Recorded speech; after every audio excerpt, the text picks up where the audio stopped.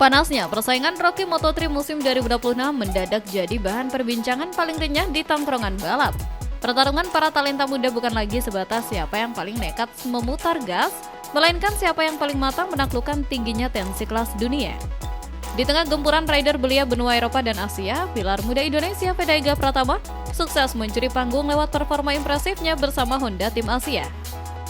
Langkah pembalap asal Gunung Kidul ini di musim debutnya terbukti tidak sekedar menumpang lewat. Bagi Veda Ega Pratama dan tim Honda Asia, finish balapan bukan berarti selesai bekerja. Saat yang lain beristirahat, mereka masih sibuk mengevaluasi motor, mempelajari data, dan mencari cara untuk tampil lebih kuat di balapan selanjutnya. Dan tampil melesat saat kualifikasi, Veda justru lebih cerdik mengelola ritme balapan demi mengamankan posisi finish yang jauh lebih menguntungkan. Kunci utama Veda terletak pada proses adaptasinya yang tergolong cukup kilat. Mulai dari menjinakkan karakter kuda besi Honda, menaklukkan karakter sirkuit-sirkuit asing di Eropa, hingga menghemat usia ban saat balapan berlangsung. Konsistensi mengamankan poin di paruh pertama musim menjadi bukti sahih kalau Veda sanggup meladeni persaingan ketat para rookie lain.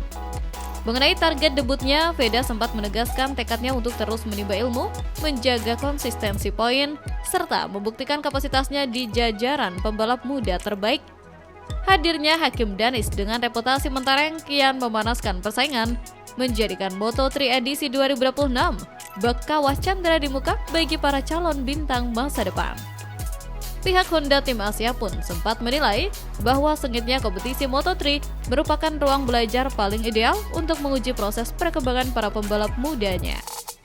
Dengan sisa seri yang masih panjang, peluang Veda untuk memimpin peta persaingan rookie Asia sangat terbuka lebar. Jika konsistensi dan fokusnya tetap terjaga, tinggal menunggu waktu saja sampai Veda benar-benar mengunci panggung utama.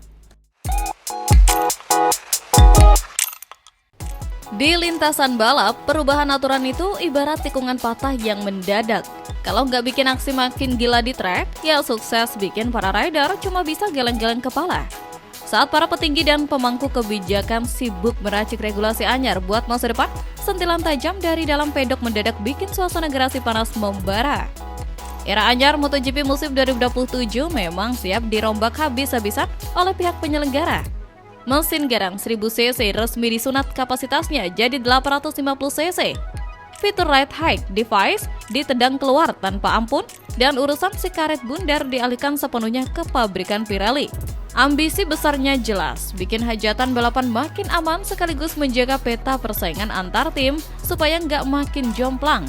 Namun di balik wacana manis tersebut, kritikan pedas justru meluncur deras dari mulut sang king Marc Marquez.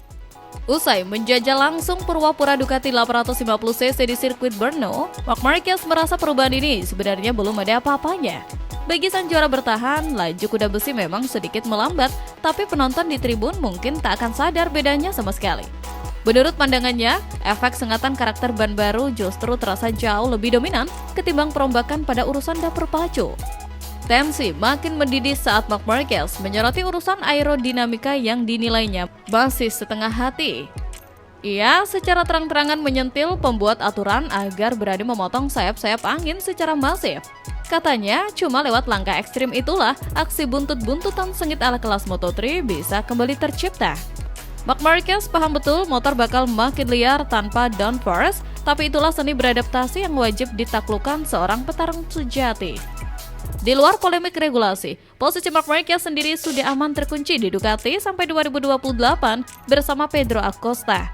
Mentalitas juragannya makin terbukti lewat comeback gila di papan atas klasmen, memangkas jarak ratusan poin jadi tersisa belasan angka saja berkat podium utama beruntun di Hungaria, Ceko, dan Jerman. Sang alien belum habis. Kuda besi boleh melaju kencang, tapi takdir di atas aspal seringkali sulit ditebak. Musim ketiga Mario Surya Aji di Moto2 tahun 2026 ini ibarat naik roller coaster tanpa rem. Kecepatan lap yang tajam saat sesi kualifikasi seolah menjadi janji manis yang menguap begitu hari Minggu tiba. Dari 6 balapan awal, sang Super Mario hanya mampu menyentuh garis finish sebanyak 2 kali. Urutan ke-13 di GP Brazil dan posisi ke-21 di GP Prancis saat ia menahan rasa sakit. Langkah sang rider Magetan sempat terhenti akibat cengkraman cedera pangkal tulang leher yang memaksanya menepi dalam 5 seri balapan. Momen comeback di GP Jerman sempat meletupkan asa ketika ia langsung menembus kualifikasi 2. Sayang, Devi Fortuna belum memihak. Ia kembali tersungkur di atas trek dan harus gigit jari karena tak memenuhi jumlah lap minimum. Bos Honda tim Asia, Hiroshi Aoyama, menilai bahwa bakat murni dan kecepatan Mario tidak perlu diragukan lagi.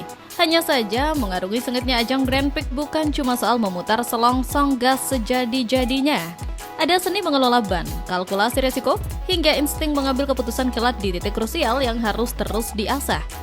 Menanggapi hal tersebut, Mario mengakui bahwa racecraft atau keterampilan mengolah strategi balap menjadi PR utamanya.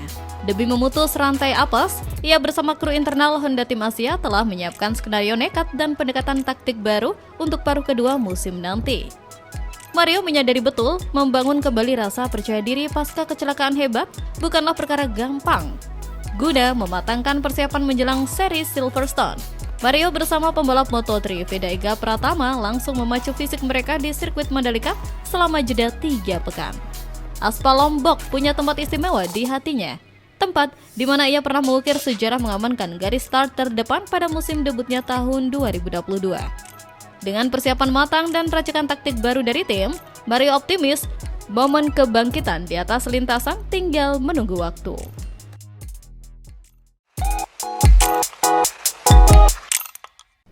Lampu start belum menyala, tapi atmosfer di grid Pertamina Mandalika International Circuit udah berasa mencengkam banget. Di tengah kepulan asap ban dan raungan mesin yang membelah langit Lombok, ada satu babak baru yang lagi dipertaruhkan. Ini bukan lagi sekedar balapan kandang biasa, melainkan pembuktian harga diri bagi sepasang lokal pride kita yang udah siap lahir batin buat menghentak panggung dunia. Gokilnya, Mario Surya Aji yang turun di kelas Moto2 dan Veda Ega Pratama di kelas Moto3 adalah jawaban nyata atas semua keraguan publik selama ini. Kehadiran mereka di GP Mandalika 2026 jadi bukti sahih kalau sistem pembinaan pembalap lokal di tanah air tuh nggak main-main dan nggak bisa dipandang sebelah mata. Direktur Operasional ITDC Troy Reza Waroka bahkan menegaskan kalau kemunculan duet maut ini adalah buah manis dari proses panjang yang beneran nyata di lapangan, sekaligus jadi pembuktian telak kalau Lalenta Indonesia bukan sekedar omong kosong belaka. Melompat dari panasnya persaingan kedua rider tadi, keberhasilan mereka ini langsung nyambung banget sama takdir dari sang rahim balap itu sendiri. Mandalika kini bukan lagi sekedar sirkuit mega yang cuma jadi pajangan, melainkan udah bertransformasi jadi mesin penggerak utama yang terus melahirkan monster-monster kecepatan baru. Troy menjelaskan kalau sirkuit kebanggaan kita ini udah jadi motor aktivitas balap nasional yang gak ada matinya. Dengan agenda yang padat tiap minggu, bahkan sampai menyentuh kejuaraan roda 4, tempat ini sukses jadi tempat gembelengan sakral buat pembalap muda lainnya yang udah antri buat menyusul jejak emas Mario dan Veda.